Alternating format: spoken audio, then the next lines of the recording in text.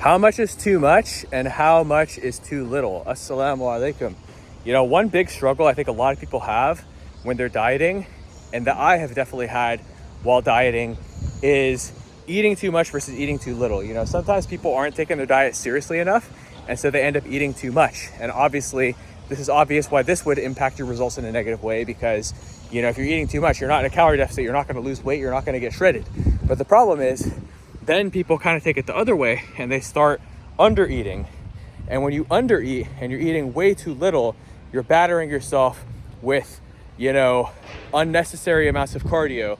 You're destroying your metabolism, losing muscle, restricting yourself, destroying your energy levels because your body doesn't even have the energy to function. And so it has to literally slow your metabolism down to prevent you from dying, only for you to stop getting results and being frustrated that you're working so hard, yet you're actually getting less results. That is the problem. And so I want to share how I've kind of like gone through this myself, and ultimately what struggles and solutions I was able to come up with that have worked for me, that have also worked for many of our clients who were stuck in a similar situation. So the first universal principle that you need to have in place at all times when you're dieting is you always have to get enough protein.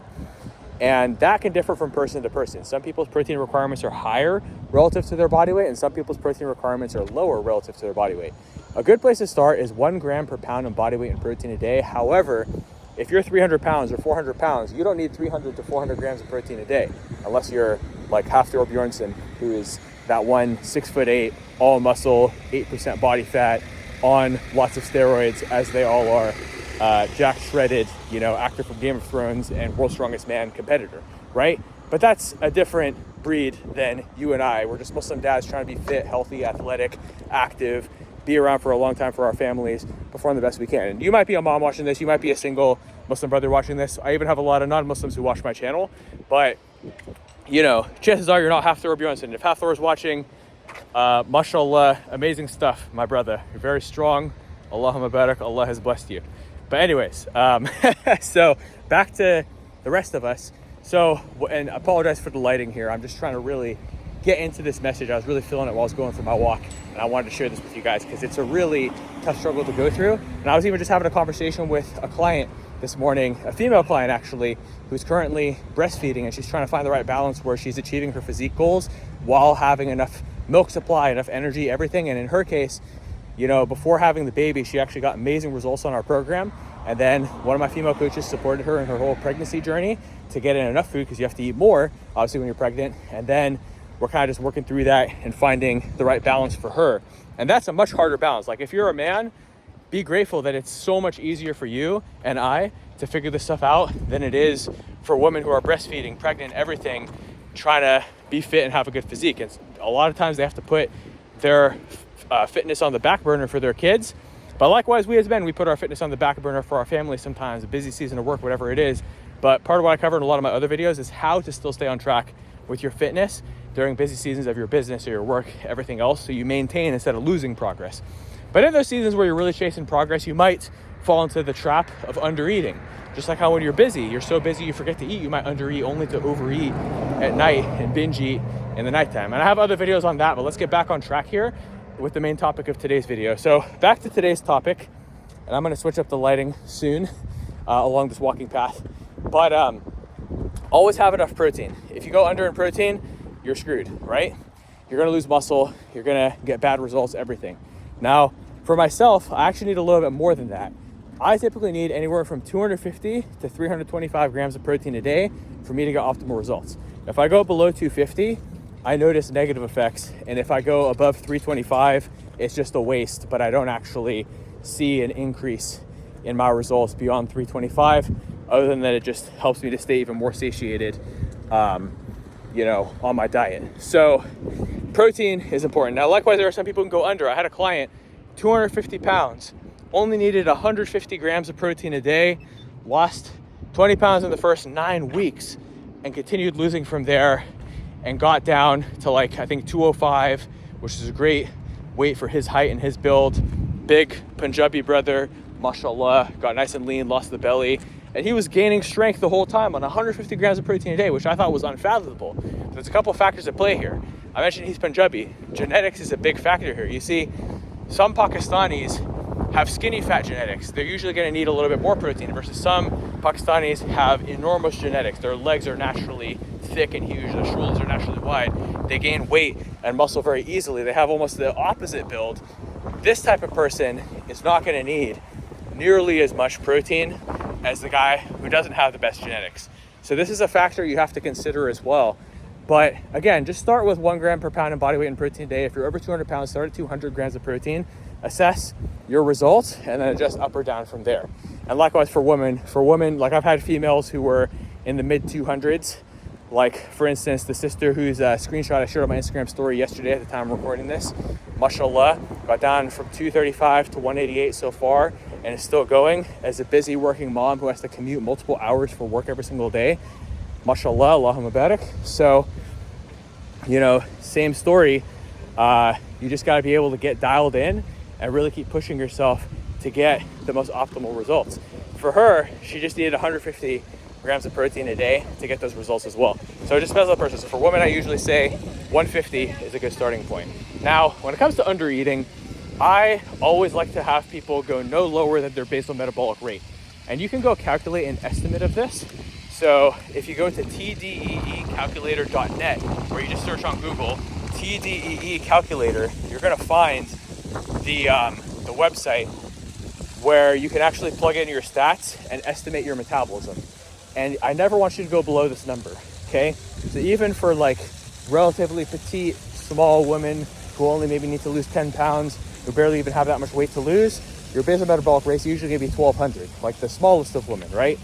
So I never have women go below 1,200 and usually never below 1,500. Likewise for men, usually, even men with a smaller build, their basal metabolic rate is at least 1,600 to 1,800, right?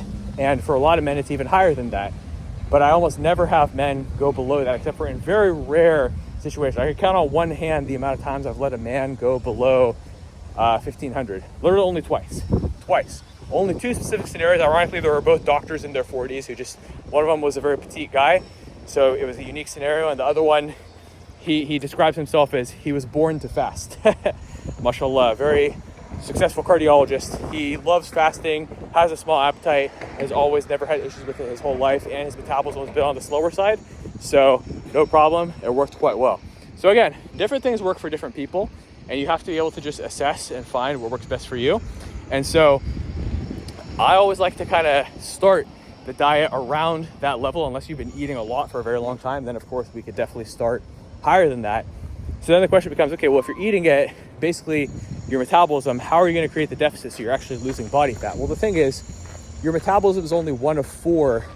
Your basal metabolic rate is only one of 4 components of your actual total daily energy expenditure, how many calories you're burning per day.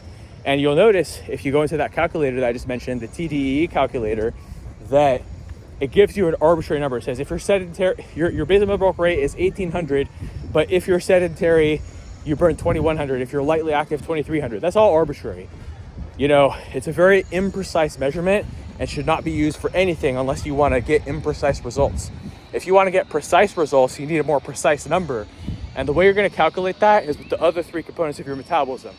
There's basal metabolic rate is the first one. The other 3 are thermic effect of food, non-exercise activated thermogenesis, and exercise activated thermogenesis. So I got distracted because I was trying to figure out, I'm probably gonna have to use Adobe Podcast to fix the audio of this, but there's like kids making a bunch of sound over there, construction workers, wind. So I'm gonna figure out how to make the audio on this thing better. So apologies if the audio isn't perfect. I was actually gonna bring my mic on this walk, but I just decided, you know what? I just finished up a call with a client. I just wanted to pop on here and share this. So, but I could do a more structured training on this, and I do have more structured trainings on this in other places on my channel as well. So there are 4 components to your metabolism. And of those 4 things, basal metabolic rate, if you build muscle, you've taken care of your metabolic health, you sleep well, this is going to be important so your basal metabolic rate is functioning in a healthy way. If you're not dialed in with those things, you're under muscled, you've lost a bunch of muscle on a previous diet, you've done crazy restrictive diets in the past that slowed your metabolism down, you've damaged your metabolism in other ways, your stress is high, you're not managing it properly, I think I mentioned sleep already, then your basal metabolic rate is going to be suppressed. And even if it's only suppressed by 10 to 15%, that's a lot less calories you're burning per day and a lot less results you're getting. And if it's suppressed by 20 to 25%, you're in real deep trouble. And the metabolism is very resilient and good at adapting to circumstances, especially some of us are better genetically equipped to survive famine than others, but the more genetically equipped you are for famine, meaning you could survive, your metabolism could slow down by a lot in a period of famine to prevent you from dying. Unfortunately, well, that's a benefit if you are in a famine. We don't live in a famine right now. We live in a time of abundance with all kinds of decadent food all around you that has tempted you and made it hard for you to lose weight, especially when you're stressed out. First thing you reach for is fast food. You can pull out your phone, order on Uber Eats, the most unhealthy, decadent, high-calorie foods and mess up your entire life. So it's very important that we practice restraint, but we don't over-restrict ourselves to the point where our metabolism perceives that we are starving and slows our metabolism down. We want to keep our metabolism fast and healthy. So that's one of the components. So assuming that we've set up the foundations for that to be optimal, which for a lot of clients, we do need to do that in this relatively fast. Like some clients, it can take as long as 4 to 6 weeks. Others, within a week, we get it optimized and they drop a bunch of weight already. But we also want to look at thermic effect of food. That's another benefit to a high protein intake, is it increases the thermic effect of food. If you're eating 200 grams of protein a day, that's an extra 200 calories you're burning per day. Now on top of this, step count. If you get 10,000 steps a day as a 200-pound man, that's roughly, not precise measurement, but precise enough that I like to use it in my calculation, 500 extra calories that you're burning per day.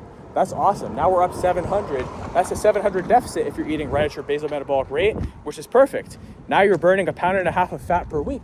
And on top of that, if you add resistance training, which is typically going to burn, I like to low estimate this. Obviously, if you train really intensely, like if you do a boxing session, you could burn 700 to 1,000 calories an hour, like crazy intense boxing. But if you are just strength training, which is what I recommend, 3 to 4 times a week, you might only be burning as little as 150 to 200 calories an hour, or 200 to 300 if you train very intensely per hour. But that's fine, because the benefits on your metabolism of building muscle mass, the benefits on your nutrient partitioning, the fact that recovery demands calories as well, the combination of these factors is actually very significant in helping you to burn fat and have a better body composition. And in addition to the fact that you're preserving muscle, preventing your metabolism from slowing down so you don't hit a plateau like you might have on other diets. So all very important frameworks. So you got to optimize all 4 of these things if you really want to lose fat, but don't undereat. If you undereat because you're trying to rush the process, or even if you overtrain because you're trying to rush the process beyond what you can recover from, you're going to burn yourself out. Your metabolism is going to suppress your energy levels, and you're not going to be burning fat. You're going to feel awful. You're going to mess up the whole thing, and it could take time to recover from it. And if you've already done that, that's fine. Go see my video on reverse dieting.